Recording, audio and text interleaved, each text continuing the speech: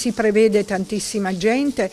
Alcuni cittadini mi hanno fermato chiedendomi proprio il giorno del funerale quando ci sarà, perché dice anche se non la conoscevamo parteciperemo, perché questa tragedia ha colpito il cuore di tutta Creazzo e non solo. Sarà grande la partecipazione ai funerali di Elisa Spadavecchia, l'insegnante in pensione di 66 anni, originaria di Molfetta e residente da anni a Creazzo, travolta e uccisa sabato scorso in spiaggia a Pinarella di Cervia da una ruspa in manovra che stava lavorando sull'arenile.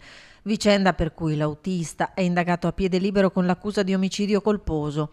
Funerali che saranno celebrati venerdì alle 14:30 alla chiesa di San Marco a Creazzo, per cui gli ex colleghi del liceo Quadri della Donna hanno già previsto un intervento in ricordo. Probabile la presenza di una delegazione anche da Cervia, dove si è consumata la tragedia che ha avuto forte risonanza anche a livello nazionale.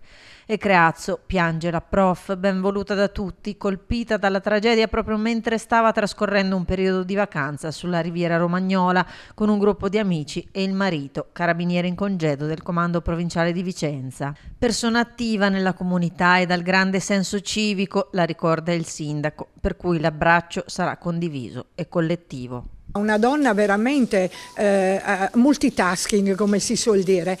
Lei era iscritta all'albo dei volontari e ci teneva in ordine proprio l'aiuola in via Martiri delle Foibe, quindi aveva un alto senso civico, persona sempre disponibile, sempre collaborativa.